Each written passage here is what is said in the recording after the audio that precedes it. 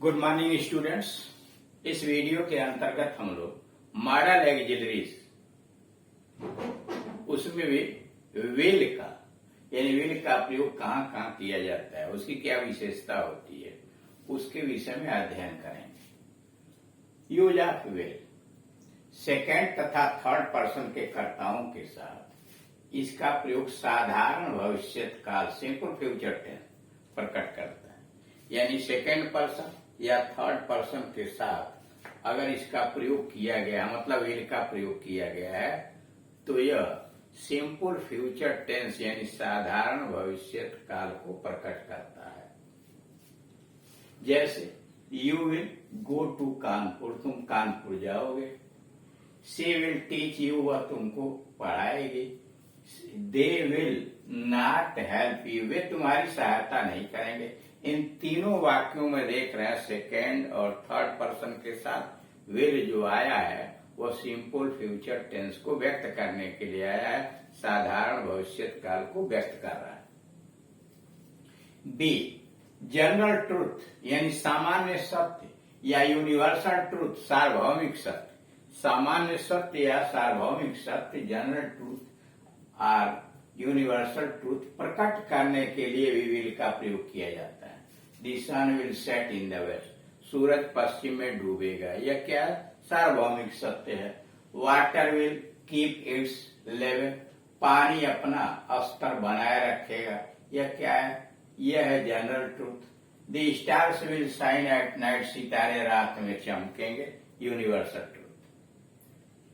Prediction भविष्यवाणी करने के अर्थ में भी विल का प्रयोग किया जाता है। यानी भविष्यवाणी अगर करनी हो तो इट विल रेन टुमारो, कल वर्षा होगी, क्या यह भविष्यवाणी है। It will rain tomorrow.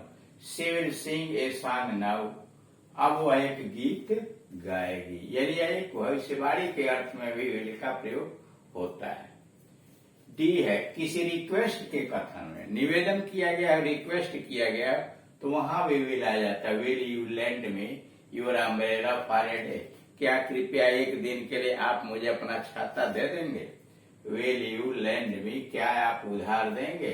Your umbrella for a day, एक दिन के लिए अपना छाता क्या कृपया आप उधार देंगे। Will you help me in writing an essay, क्या एक निबंध लिखने में आप मेरी सहायता करोगे। Will you help me in writing an essay, क्या एक निबंध लिखने में आप मेरी सहायता करेंगे। ये क्या है, यह निवेदन है रिक्वेस्ट के। ई इनविटेशन के संदर्भ में, आमंत्रण के संदर्भ में विल भी आता है। Will you have a cup of tea with अस, क्या हम लोगों के साथ आप एक कप चाय लेंगे, ये क्या है, निमंत्रण है। Will you have a cup of tea with us. Will you dine with us tonight, क्या आज रात आप हमारे साथ भोजन करेंगे। Will you dine with us tonight. अब आइए यह ऑर्डर देने के अर्थ में भी विल का प्रयोग होता है, ऑर्डर देने के लिए। Will you stop this nuisance soon, क्या तुम इस मूर्खता को तत्काल बंद करोगे। ये ऑर्डर है, कहने के लिए तो एक क्वेश्चन है, लेकिन क्वेश्चन के माध्यम से ऑर्डर दिया गया है।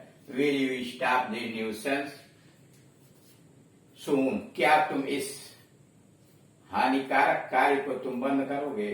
Will you listen to what I say, क्या जो मैं कह रहा हूं तुम उसे सुनोगे, यानी सुनने के लिए आदेश दिया जा रहा है। अगला है जी डिटर्मिनेशन, प्रकट करने के लिए, दृढ़ संकल्प प्रकट करने के लिए भी विल का प्रयोग होता है। They will do or die, वे करेंगे या मरेंगे। डिटर्मिनेशन दृढ़ इरादा प्रकट करने के लिए they will do or die, वे करें या मरें। She will not listen to anybody, यह क्या है, डिटर्मिनेशन है, वह किसी की बात नहीं सुनेंगे। She will not listen to anybody. यह है प्रोबेबिलिटी, संभावना व्यक्त करने के लिए। प्रोबेबिलिटी संभावना के अर्थ में। He will come to see me tomorrow, वह मुझसे कल मिलने के लिए आएगा। He will come to see me tomorrow, वह कल मुझसे मिलने के लिए आएगा, प्रोबेबिलिटी है। इट विल एक क्लाउडी डे टुडे, आज एक बादल वाला दिन है। इट विल बी, आज बादली वाला दिन होगा, यानी बादल वाला दिन होगा। यह क्या है? पॉसिबिलिटी की जा रही, संभावना। आई विलिंगनेस, इच्छा। विश, कामना। इंटेंशन, इरादा के संदर्भ में भी विल का प्रयोग होता है।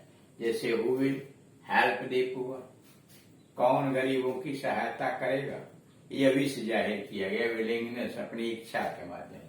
Who will save the droning man, कौन डूबते हुए आदमी को बचाएगा। जे कमांड, वार्निंग या थ्रेट, आदेश, चेतावनी या धमकी के संदर्भ में विल का प्रयोग होता है। You will not come here any more, तुम अब यहाँ फिर नहीं आओगे। You will not come here any more.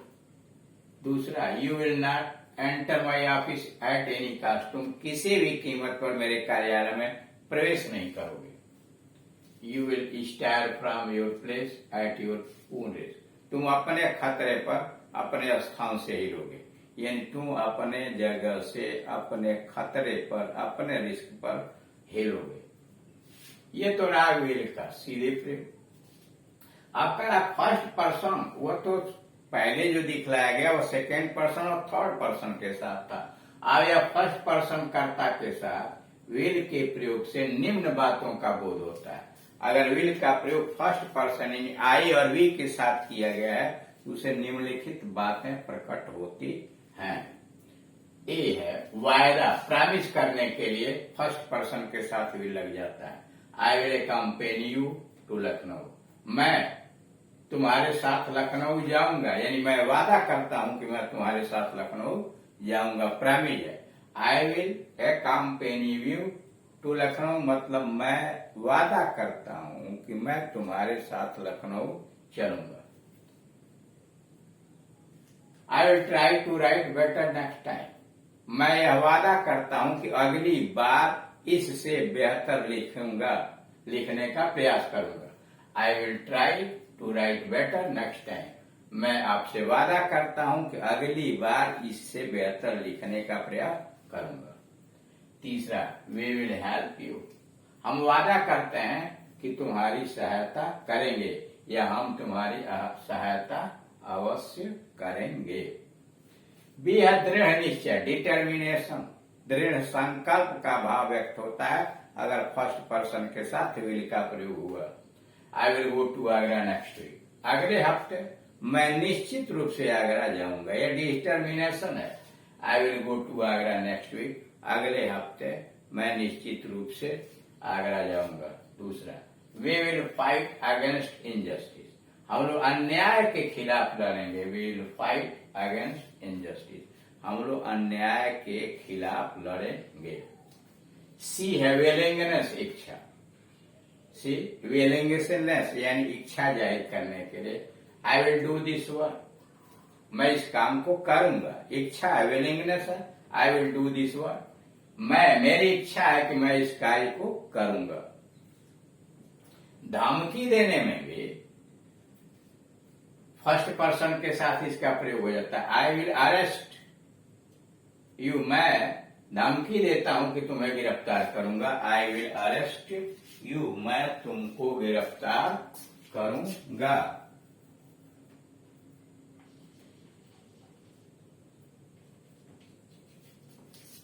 I will arrest you, मैं तुम्हें गिरफ्तार करूंगा, यानी मैं धमकी देता हूं कि तुम्हें गिरफ्तार करूंगा।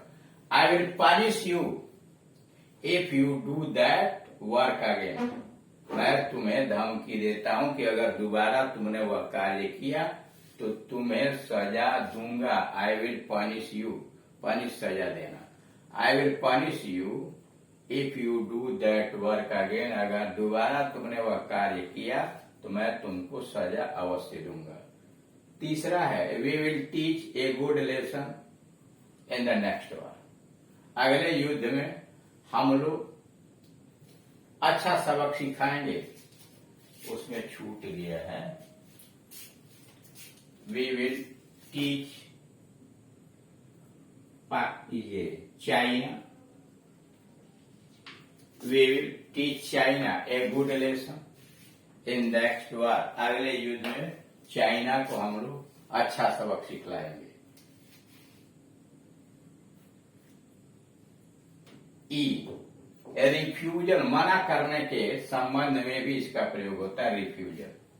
I will not give you any share in this property, इस संपत्ति में मैं तुम्हें कोई भी अंश नहीं दूंगा।